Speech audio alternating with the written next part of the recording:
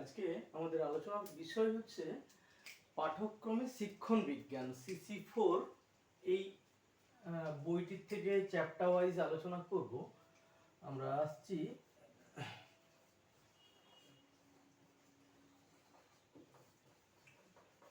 পাঠ্যক্রমে শিক্ষণ বিজ্ঞান। এই পাঠ্যক্রমে শিক্ষণ বিজ্ঞান যেটা পার্ট 2-তে CC4 পেপার এর প্রথম অধ্যায়ের একটা বিষয় আজকে আলোচনা করব, সেটা হচ্ছে শিক্ষণ বিজ্ঞানের অর্থ। এই যে চ্যাপ্টারটা আমরা আলোচনা করছি পাঠ্যক্রমে শিক্ষণ বিজ্ঞান, সেখানে শিক্ষণ বিজ্ঞান বলতে কি বোঝায় প্রথমে আমরা সেই বিষয়টাতে আসব। তারপরে শিক্ষণ বিজ্ঞানের কি কি বৈশিষ্ট্য আমরা পাচ্ছি সেগুলো একে একে দেখব। এই শিক্ষণ বিজ্ঞানটা হচ্ছে প্যাডাগজি, মানে প্যাডাগজি হচ্ছে শিক্ষার তাত্ত্বিক এবং ব্যবহারিক দুটো দিকের মেলবন্ধন করছে, সমন্বয় সাধন করছে।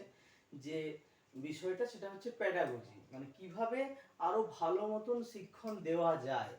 বিশেষ করে মানে ভালো মতন শিক্ষণ দিতে গেলে আমাদেরকে কিন্তু শিক্ষণ বিজ্ঞান সম্পর্কে জানতে হবে, প্যাডাগজির ভাবনা সম্পর্কে জানতে হবে। প্যাডাগজি শব্দটা কোথা থেকে আসছে দেখি।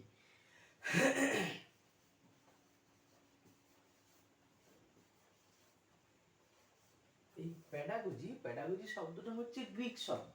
গ্রিক শব্দ হচ্ছে প্যাডাগোজিয়া। প্যাডাগোজিয়া থেকে আসছে প্যাডাগজি। প্যাডাগোজিয়া শব্দটা দুটো শব্দের সমন্বয়ে গঠিত।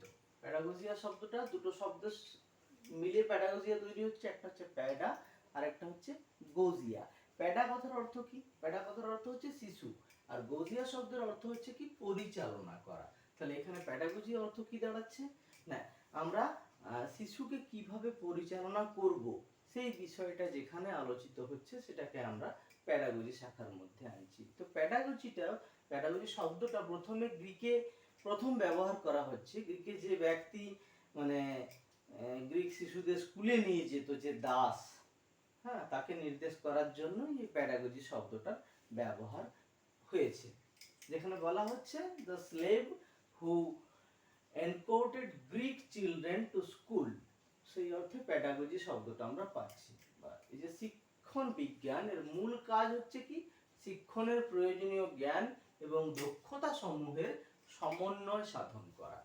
শিক্ষণের মূল লক্ষ্যে পৌঁছানোর জন্য সঠিকভাবে নির্দেশ দানের মাধ্যমে শিক্ষণ কৌশলের সঙ্গে শিক্ষার্থীদেরকে মানে পরিচিত করানো, তাদের পূর্ব জ্ঞান যাচাই করা, তাদের অভিজ্ঞতা, তাদের ব্যক্তিগত মেধা, পরিবেশ এবং অবস্থার সঙ্গে সঠিকভাবে মেলবন্ধন করাই হচ্ছে প্যাডাগজি বা শিক্ষণ বিজ্ঞানের মূল বিষয়।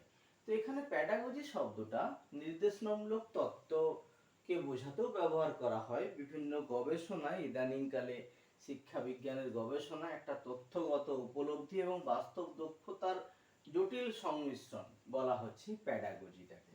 তো প্যাডাগজি সম্পর্কে বিভিন্ন শিক্ষাবিদ বিভিন্ন ধারণা পোষণ করেছেন। যেমন আমরা পাচ্ছি এর মধ্যে উল্লেখযোগ্য হচ্ছে ওয়াটকিন্স এবং মর্টিমর। 1999 সালে শিক্ষণ বিজ্ঞান সম্পর্কে ওনারা যে তথ্যটা দিচ্ছেন সেখানে ওনারা বলতে চাইছেন যে শিক্ষণ বিজ্ঞান হচ্ছে কোনো ব্যক্তির শিক্ষণের জন্য অন্য ব্যক্তির দ্বারা সচেতনভাবে নির্মিত কৌশল, এনারা এই সংজ্ঞাটা দিচ্ছেন। তারপরে আমরা পাচ্ছি অধ্যাপক লিচ এবং মুন, এনারা শিক্ষা বিজ্ঞান সম্পর্কে একটা সংজ্ঞা দিচ্ছেন। সেখানে বলছেন যে শিক্ষণ বিজ্ঞান সম্পর্কে বলতে গেলে এই প্যাডাগজি হচ্ছে কি শিক্ষক শিক্ষার্থীর মিলিত ক্রিয়া, যেখানে শিক্ষক এবং শিক্ষার্থী উভয়ই মিলিতভাবে এই প্রক্রিয়াটাতে অংশগ্রহণ করছে। এনারা এই সংজ্ঞাটা দিচ্ছেন। ফলে মানে যদি আমরা একটু বৈশিষ্ট্যগুলোকে আলোচনা করি, প্যাডাগজির বৈশিষ্ট্য, তাহলে প্যাডাগজি সম্পর্কে আমরা আরো বেশ ধারণা পাবো। আসছি একে একে আমরা শিক্ষণ বিজ্ঞানের বৈশিষ্ট্য প্রসঙ্গে।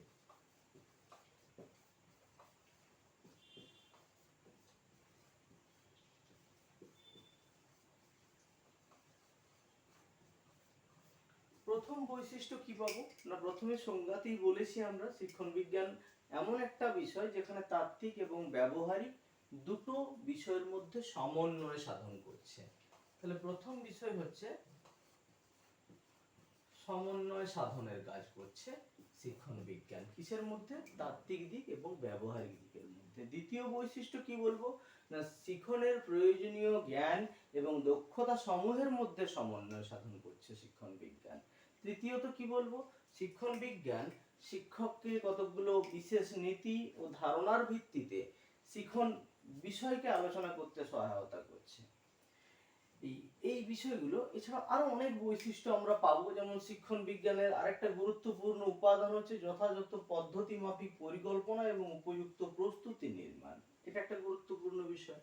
শিক্ষণ বিজ্ঞান এমন হবে যেখানে শিক্ষার্থীদের মধ্যে কাজের ইচ্ছা জন্ম নেবে এবং তার পাশাপাশি শিক্ষার্থীরা যে কাজে অংশগ্রহণ করছে, যে কাজে অগ্রসর হচ্ছে, সেই কাজটা যাতে তারা স্বতঃস্ফূর্তভাবে এবং ভালোবেসে করতে পারে, সেই দিকটা আলোচনা করবে শিক্ষণ বিজ্ঞান। শিক্ষণ বিজ্ঞান শিক্ষার্থীর মধ্যে একটা সুস্পষ্ট চিন্তন ক্ষমতার বিকাশ ঘটাবে, যেটা পরবর্তী ক্ষেত্রে যে কোনো বিষয় সম্পর্কে আলোচনা করুক না কেন, সুস্পষ্ট একটা চিন্তন ক্ষমতার বিকাশ কিন্তু ঘটাবে।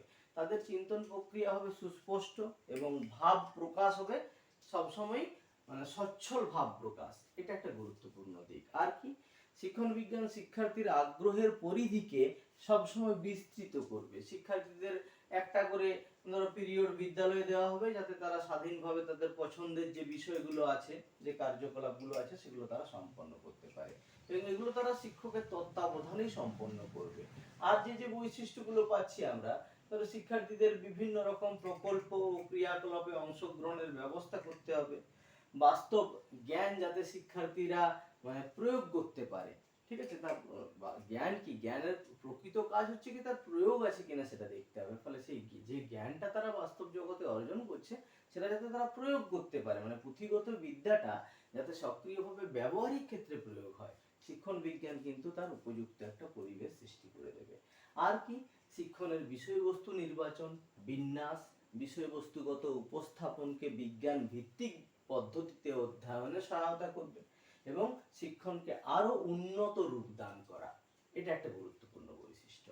আর কি কি বৈশিষ্ট্য পাচ্ছি, শিক্ষণের নীতি এবং কৌশলগুলোকে যথাযথভাবে প্রয়োগ করে প্রয়োগের দ্বারা আর কি শিক্ষণ প্রক্রিয়াকে উন্নত করা, শিক্ষণ প্রক্রিয়ার উন্নয়নের মাধ্যমে কার্যকরী শিক্ষণকে সম্ভবপর করে তোলা। এর পাশাপাশি পাচ্ছি শিক্ষণ বিজ্ঞান শিক্ষার্থী কেন্দ্রিক শিক্ষাকে গুরুত্ব দান করবে। শিক্ষণ বিজ্ঞানের লক্ষ্যগুলো সবসময় স্পষ্ট এবং সুনির্দিষ্ট হওয়া প্রয়োজন। শিক্ষণ বিজ্ঞান কিছু নির্দিষ্ট নিয়ম নীতি আছে, তাতে কৌশলের কিছু কিছু প্রয়োগের সুযোগ আছে, যেখানে শুধু প্রয়োগের সুযোগগুলো কনস্ট্যান্ট নয় কখনোই, শিক্ষক সেখানে নিজস্ব স্বাতন্ত্র প্রয়োগের একটা সুযোগও থাকবে, সেটা প্রয়োগ করতে পারবেন।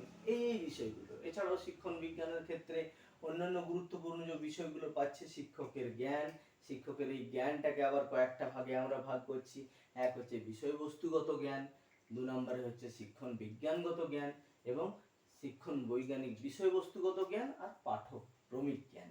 এই বিষয়গুলো আমরা পাচ্ছি শিক্ষণ বিজ্ঞানের ক্ষেত্রে গুরুত্বপূর্ণ যে বিষয়গুলো। এরপরে এই যে 4টি জিনিস পেলাম আমরা, প্রথমত বিষয়বস্তুগত জ্ঞান। বিষয়বস্তুগত জ্ঞান বলতে কি বোঝায় না, শিক্ষক যে বিষয়টা পড়াচ্ছেন সেই বিষয়টা সম্পর্কিত তার কিন্তু জ্ঞান থাকবে যথেষ্ট। সাধারণত যে সকল শিক্ষকদের বিষয়বস্তুগত জ্ঞানটা প্রখর, তারা সহজেই কিন্তু যে কোনো বিষয়বস্তু সহজভাবে এবং আরোহী পদ্ধতিতে পাঠদান করতে পারেন। এতে শিক্ষার্থীরা স্বাভাবিকভাবে আগ্রহ বোধ করবে। এটা গেল বিষয়বস্তুগত জ্ঞান। তারপরে আসছি আমরা দ্বিতীয়ত, যেটা শিক্ষণ বিজ্ঞানগত জ্ঞান। শিক্ষণ বিজ্ঞানগত জ্ঞান শিক্ষণের ক্ষেত্রে অত্যন্ত গুরুত্বপূর্ণ, যেটা এই বইটিতে আলোচনা করা হচ্ছে, আমাদের সিলেবাসের CC4 পাঠ্যক্রমের শিক্ষণ বিজ্ঞান। এটাই মূলত এই চ্যাপ্টার আলোচ্য বিষয়। আমি অধ্যায় বিন্যাসগুলো একে একে বলে দেবো, শুরুর থেকেই আলোচনা করছি আর কি। তো শিক্ষণ বিজ্ঞানগত জ্ঞানটা শিক্ষকের কাছে অত্যন্ত গুরুত্বপূর্ণ, কারণ কি, শিক্ষণ বিজ্ঞানগত জ্ঞানটা শ্রেণী শৃঙ্খলা বিষয়বস্তু উপস্থাপনের ক্ষেত্রে সহায়তা করবে। শ্রেণীকক্ষে মুক্ত পরিবেশ, শ্রেণীকক্ষে নিয়ন্ত্রণকে বজায় রাখা, শ্রেণীকক্ষের কার্যাবলীকে সহজভাবে শিক্ষার্থীদের সামনে উপস্থাপন করতে সহায়তা করা, সমস্যাযুক্ত শিক্ষার্থীদের সমস্যাগুলোকে দূরীকরণ করতে সহায়তা করা, শিক্ষার্থীদের সঙ্গে ব্যক্তিগত সম্পর্ক গড়ে তোলা এবং সর্বোপরি শিক্ষার্থীর মনোবল এবং বিশ্বাস, ঠিক আছে, মনোবল এবং বিশ্বাসকে বৃদ্ধি করার ক্ষেত্রে একজন শিক্ষকের শিক্ষণ বিজ্ঞানগত জ্ঞানটা থাকা অত্যন্ত জরুরি। তারপরে আসছি 3 নাম্বার যে উপাদান বললাম আমরা, সেটা হচ্ছে শিক্ষণ বৈজ্ঞানিক বিষয়বস্তুগত জ্ঞান। মানে শিক্ষণ বিজ্ঞানের জ্ঞান এবং বিষয়বস্তুগত জ্ঞান উভয়ের মধ্যে সম্পর্ক স্থাপন করতে হবে। এমন নয় যে শিক্ষণ বিজ্ঞানের জ্ঞানটা বিষয়বস্তুর জ্ঞানটা দুটো পাশাপাশি হয়ে গেল, দুটোর মধ্যে বিভেদ তৈরি হয়ে গেল, তাহলে কিন্তু বিষয়টা ঠিক মতন উপস্থাপিত হবে না। সবসময় কি করতে হবে, একজন আদর্শ শিক্ষক, একজন মানে এফেক্টিভ টিচার সবসময় শ্রেণীকক্ষে কি করেন, শিক্ষণ বিজ্ঞানগত তার যে জ্ঞান তার সাথে সাথে বিষয়বস্তুগত জ্ঞানের একটা সাযুজ্য স্থাপন করেন, সম্পর্ক স্থাপন করেন। 4 নাম্বার যে পয়েন্টটা বললাম যে আরেকটা বিষয় পাঠক্রমিক জ্ঞান। পাঠক্রমিক জ্ঞানটা হচ্ছে সেই জ্ঞান যা শিক্ষক নির্দিষ্ট শিক্ষার্থী দলকে দান করবে এবং নির্দিষ্টভাবে তোমার হচ্ছে পাঠ্যক্রম সম্পর্কে শিক্ষার্থীদেরকে বিভিন্নভাবে সহায়তা করবে। ধরো পরিবেশগত পরিবর্তন এবং চাহিদার জন্য পাঠ্যক্রমের পরিবর্তনের সঙ্গে সঙ্গে পাঠ্যক্রমিক জ্ঞানেরও পরিবর্তন করতে হয়। বিভিন্ন সময়ে দেখবে সিলেবাস পরিবর্তন হয়, ঠিক আছে, একটা নির্দিষ্ট সময় অন্তর অন্তর। ফলে সেই পাঠ্যক্রমিক জ্ঞানটাও কিন্তু শিক্ষককে মানে ভালো মতন সে সম্পর্কে ওয়াকিবহাল থাকতে হবে। ফলে সেক্ষেত্রে শিক্ষক কিন্তু গুরুত্বপূর্ণ ভূমিকা পালন করতে পারবেন। এটা গেল আমাদের শিক্ষণ বিজ্ঞানের বিভিন্ন বৈশিষ্ট্যগুলো। বৈশিষ্ট্য ছাড়া শিক্ষণ বিজ্ঞানের লক্ষ্য এবং উদ্দেশ্য রয়েছে, বিশেষ কিছু লক্ষ্য এবং উদ্দেশ্য রয়েছে। আমরা সেই লক্ষ্য এবং উদ্দেশ্যগুলো আলোচনা করব। শিক্ষণ বিজ্ঞানের লক্ষ্য ও উদ্দেশ্য। লক্ষ্য উদ্দেশ্যগুলো কি কি না, শিক্ষণ বিজ্ঞান এটা তো একটা প্রায়োগিক বিজ্ঞান, ঠিক আছে, এর বাস্তব প্রয়োগ আছে, বর্তমান সময়ের প্রয়োগ ব্যাপক। ফলে যে কারণে এর একটা নির্দিষ্ট লক্ষ্য ও উদ্দেশ্য কিন্তু আছে। লক্ষ্য বা উদ্দেশ্যগুলো কি কি আমরা একে একে বলবো। যেমন শিক্ষণ বিজ্ঞান শিক্ষণের বিভিন্ন ধরনের জটিল যে কর্মক্রিয়া তার উপরে আলোকপাত করে এবং শিক্ষকের বিভিন্ন কাজের প্রকৃতি সম্পর্কে আলোচনা করে। এটা একটা গুরুত্বপূর্ণ লক্ষ্য ও উদ্দেশ্যের মধ্যে পড়ছে। বিষয়গত শিক্ষণকে যথাযথভাবে বাস্তবায়ন করানো কিন্তু শিক্ষা বিজ্ঞানের একটা অন্যতম লক্ষ্য। আর কি, শিক্ষণের মূল লক্ষ্যে পৌঁছানোর জন্য সঠিক নির্দেশ দান করা। আর শিক্ষণ বিজ্ঞান কোনো বিশেষ বিষয় শিক্ষণে কোন বিষয়ের ক্ষেত্রে কোন কৌশলটা যথোপযুক্ত। সব পাঠ সব পদ্ধতিতে তো দেওয়া যায় না, ঠিক আছে। আমরা যখন বাংলার প্যাডাগজি পড়বো, মানে বাংলার যখন ফার্স্ট ইয়ারে যখন বাংলা পড়েছি, সেখানে আমরা দেখেছি যে শব্দানুক্রমিক পদ্ধতি, বর্ণানুক্রমিক পদ্ধতি, বাক্যক্রম পদ্ধতি, বিভিন্ন পদ্ধতিতে কিন্তু ভাষা শিক্ষার নিয়ম আছে। বিভিন্ন ক্ষেত্রে বিভিন্ন রকম, ব্যাকরণ শিক্ষার ক্ষেত্রে আমরা বিভিন্ন রকম নিয়ম নীতি পাবো। ফলে সেই নিয়ম নীতিগুলো সব ক্ষেত্রে সব নিয়ম নীতি তো এফেক্টিভ নয়, কোন ক্ষেত্রে কোনটা যথোপযুক্ত সেই বিষয়টা সম্পর্কে ধারণা দিচ্ছে কিন্তু শিক্ষণ বিজ্ঞান। আর কি না, শিক্ষণ বিজ্ঞান শিক্ষার্থীর প্রেরণা বজায় রাখবে, বজায় রেখে উৎসাহ উদ্দীপনার সঙ্গে কাজ করতে সাহায্য করবে। শিক্ষণ বিজ্ঞানের অন্যতম আরেকটা লক্ষ্য হচ্ছে কি, পরিকল্পনা মাফিক শিক্ষণ প্রক্রিয়া সৃষ্টি। মানে একটা নির্দিষ্ট ছকে বেঁধে পরে শিক্ষণ প্রক্রিয়াটা শুরু হবে, ঠিক আছে, কারণ সময় নির্দিষ্ট, সেই সময়ের মধ্যে যথোপযুক্ত তথ্য, শুধু তথ্য তো নয়, তথ্যর পাশাপাশি তার যথোপযুক্ত বিশ্লেষণ আলোচনা করে দিতে হবে। ফলে যে কারণে শিক্ষণ বিজ্ঞানের অন্যতম লক্ষ্য হচ্ছে পরিকল্পনা মাফিক শিক্ষণ প্রক্রিয়া সৃষ্টি। এটা একটা উল্লেখযোগ্য লক্ষ্য ও উদ্দেশ্য। আর কি, শিক্ষণ বিজ্ঞানের আর কি লক্ষ্য বা উদ্দেশ্য আমরা পাবো। শিক্ষণ বিজ্ঞান নির্দেশ দানের মাধ্যমে শিক্ষণ কৌশলের সঙ্গে শিক্ষার্থীর যে পূর্বার্জিত জ্ঞান, যে অভিজ্ঞতাটা, ব্যক্তিগত মেধা, তার পরিবেশ ও অবস্থার সঙ্গে সঠিক মেলবন্ধন করা, এই সমস্ত জিনিসগুলো কিন্তু লক্ষ্য রাখে শিক্ষণ বিজ্ঞান। আর শিক্ষণ বিজ্ঞানের আরো একটা লক্ষ্য উদ্দেশ্য হচ্ছে শিক্ষার্থীর প্রেক্ষাপটটাকে বোঝা, অভিজ্ঞতা, মেধা, দুর্বলতার দিকগুলোকে নির্ণয় করতে সক্ষম হওয়া, শিক্ষাকে যথাযথভাবে পরিচালনা করতে সহায়তা করা, এগুলো উল্লেখযোগ্য লক্ষ্য উদ্দেশ্য। এটা গেল 8 নাম্বার। 9 নাম্বারে কি পাচ্ছি না, শিক্ষা বিজ্ঞানের অন্যতম আরেকটি লক্ষ্য হচ্ছে শিক্ষার্থীর মধ্যে যথাযথ কাম্য আচরণটাকে সৃষ্টি করা, ঠিক আছে।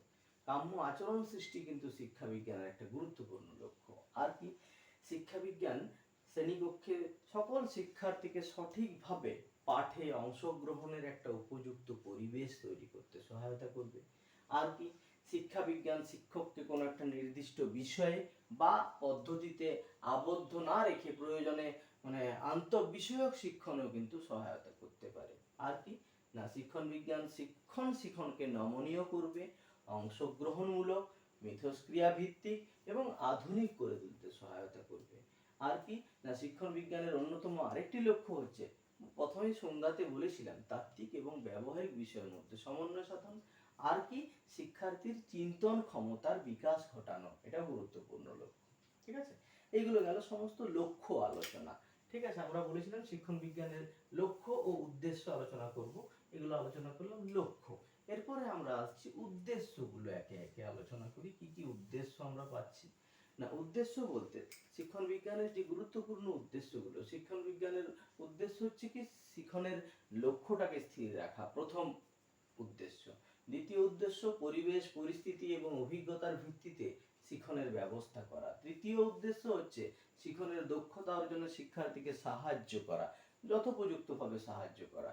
কাম্য আচরণগত শিক্ষণ সামর্থ্যগুলোকে সঠিকভাবে বিকশিত হতে সাহায্য করা। কার্যকরী শিক্ষণের জন্য সঠিক উদ্দেশ্য শিক্ষার্থীদের সামনে তুলে ধরা। অনেক সময় কিন্তু মানে উদ্দেশ্যটা বুঝতে পারে না শিক্ষার্থী, ফলে সেই উদ্দেশ্যগুলোকে, অবজেক্টিভগুলোকে শিক্ষার্থীদের সামনে তুলে ধরতে হবে। প্রতিটি পাঠ মানে পাঠ্য বিষয়বস্তুকে বাস্তবিক জগতের সঙ্গে মানে সংযুক্তিকরণ করতে হবে। শিক্ষাটা শুধু পুঁথিগত শিক্ষা নয়, যে পড়লাম এর কোনো বাস্তব প্রয়োগ নেই, তা কিন্তু নয়। আধুনিক যুগের শিক্ষা পুরোপুরি প্রায়োগিক, বাস্তব মানে জীবন নির্ভর শিক্ষা, জীবনমুখী শিক্ষা যে কারণে বলা হচ্ছে। ফলে কার্যকরী শিক্ষণের জন্য সঠিক উদ্দেশ্য শিক্ষার্থীদের সামনে তুলে ধরতে হবে। শিক্ষণ বিজ্ঞানের অন্যতম উদ্দেশ্য হচ্ছে জানার জন্য শিক্ষার ব্যবস্থা। ঠিক আছে, জানার জন্য শিক্ষা, এটা একটা গুরুত্বপূর্ণ বিষয়। আর কি না, শিক্ষণ বিজ্ঞানের আরেকটা গুরুত্বপূর্ণ, এটা সব থেকে গুরুত্বপূর্ণ উদ্দেশ্য হচ্ছে কি প্রকৃত মানে উদ্দেশ্য সর্বাঙ্গীন বিকাশ। সর্বাঙ্গীন বিকাশ বলতে দেহ মনের বিকাশ, তোমার হচ্ছে বুদ্ধির বিকাশ, ব্যক্তিগত দায়িত্ববোধের বিকাশ, সংবেদনশীলতা, সৌন্দর্য বোধ, আধ্যাত্মিক বিকাশ, তার পাশাপাশি স্বাধীন এবং বিশ্লেষণাত্মক চিন্তনের বিকাশ। এই হচ্ছে সর্বাঙ্গীন বিকাশের ধারা। এই সর্বাঙ্গীন বিকাশ সাধনই হচ্ছে শিক্ষণ বিজ্ঞানের মূল উদ্দেশ্য। বেশ।